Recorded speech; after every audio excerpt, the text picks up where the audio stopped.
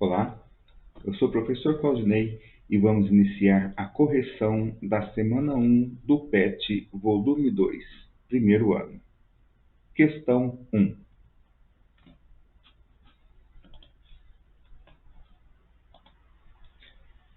O gráfico abaixo representa a variação de temperatura observada ao se aquecer uma substância A durante cerca de 80 minutos.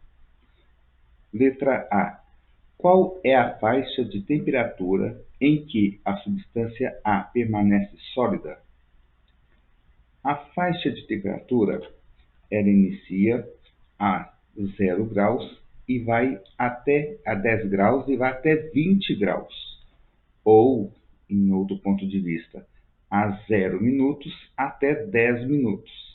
Reconheça que a escala de 1, 2, 3, 4, 5, 6 está multiplicado por 10. Então, o tempo em minutos, a cada barrinha dessa, eu tenho 10 minutos. Então, de 0 a 10 minutos ou de 10 a 20 graus de temperatura, eu tenho aqui a faixa de temperatura em que a substância permanece sólida. Então, substância sólida, de 0 a 10 minutos ou de 10 a 20 graus. Letra B. Qual é a faixa de temperatura em que a substância A permanece líquida? Ora, a substância permanece líquida do ponto de 10 minutos a 30 minutos. Eu chamo esse ponto de ponto de fusão. Então, a substância ela fica líquida no ponto de fusão, a 20 graus, na faixa do tempo entre 10 e 30 minutos. Letra C. Qual é a temperatura de ebulição da substância A? Temperatura de ebulição, aquela temperatura em que ela sai do líquido e vai para o gasoso. Ora, ela inicia a 40 graus, no tempo 50 minutos e fica até 70 minutos. Então, o ponto de ebulição a 40 graus. Qual é a temperatura? Temperatura de ebulição, 40 graus. Questão 2. Observe as afirmações abaixo. Afirmação 1, 2, 3 e 4. 1. As partículas que formam uma substância no estado sólido podem mudar de posição aleatoriamente. O sólido possui as seguintes características: volume fixo, forma própria, não sofre compressão, difícil de ser atravessado, não se move facilmente. Ora, as partículas que formam uma substância no estado sólido podem mudar de posição aleatoriamente. Se elas não podem se mover espontaneamente, então elas não podem mudar de posição facilmente. Então, essa questão não pode ser correta. Então, afirmativa 1, falsa. 2. As partículas que formam uma substância no estado líquido estão agrupadas e organizadas no retículo cristalino. As características do líquido são: adquire forma do recipiente que o contém, pode ser atravessado com facilidade, pode escorrer, é um líquido, dificilmente sofre compressão. O agrupar e se organizar no retículo cristalino são características do sólido. Então, a afirmativa 2 é falsa. 3. No estado gasoso, as partículas encontram-se completamente afastadas uma das outras e em movimento desordenado. Ora, características de um gás: tem a forma do recipiente e ocupa todo o volume do recipiente, sofre compressão e expande facilmente, é atravessado com grande facilidade. Então, sim, as partículas encontram-se completamente afastadas umas das outras e em movimento desordenado. Afirmativa 3, verdadeira. 4. 1 litro de água líquida não sofre alteração de volume ao ser despejado em um recipiente de 5 litros nas mesmas condições de temperatura e pressão.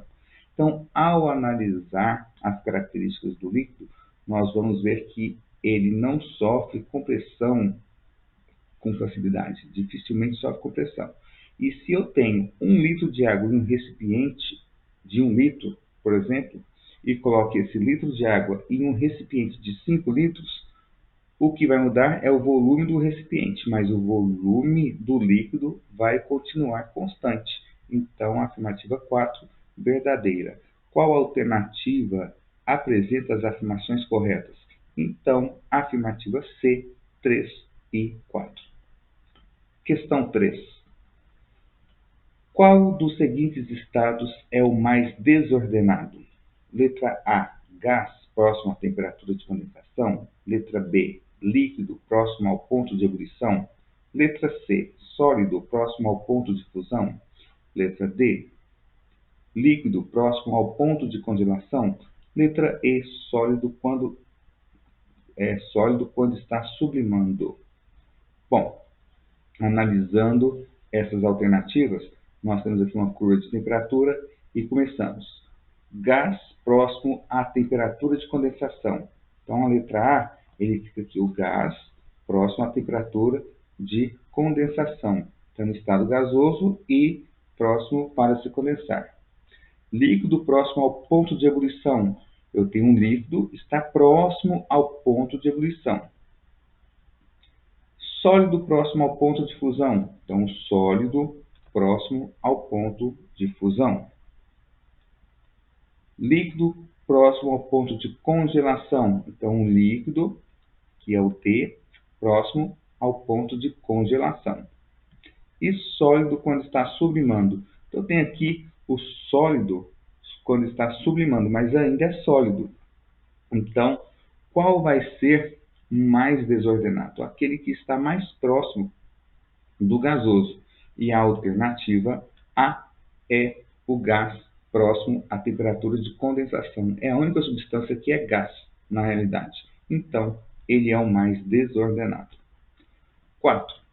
Com base na curva de aquecimento, tente explicar por que em leiteiras com sistema de banho-maria, aquelas que assobiam quando aquecidas, o leite não derrama. Bom, analisando a curva de temperatura da água, nós vimos que o ponto de ebulição dela é 100. Eu tenho aqui uma leiteira que assovia. Então, eu tenho aqui uma leiteira que assovia. O que acontece? A água tem um ponto de ebulição menor que o leite. O leite é uma mistura de água, gorduras, proteínas. Então, ele acaba sendo tem essa composição. Água e leite aquecem, mas apenas a água chega ao ponto de ebulição, enquanto o leite ele não consegue ferver daquela forma que normalmente ferve quando está direto em contato com o fogo. A chama direto, o recipiente que contém o leite, em contato direto com o fogo. Agora, com a água não, a água chega no seu ponto de ebulição, só que o leite não. Isso impede que esse leite possa derramar. Questão 5. O ponto de fusão do ouro é 1064 graus Celsius e o do rubi é de 2054 graus Celsius. Após o incêndio, foram encontrados os restos de um anel feito de ouro e rubi. O ouro estava todo deformado, pois derreteu durante o incêndio, mas o rubi mantinha seu formato original.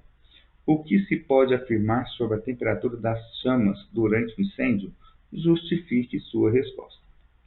Ora, a temperatura das chamas, com certeza, para deformar o ouro, ultrapassou o ponto de fusão do ouro, 1064 graus, mas não alcançou o ponto de fusão do rubi, 2054. Quando o ouro aqueceu, ele se deformou. E quando esse ouro deformado perdeu calor, porque o incêndio ele termina, então, e resfria. Ele voltou a ficar sólido, só que derretido, né? Deformado. Por isso que o rubi, não alcançando o seu ponto de fusão, não ficou deformado e o ouro sim. Okay?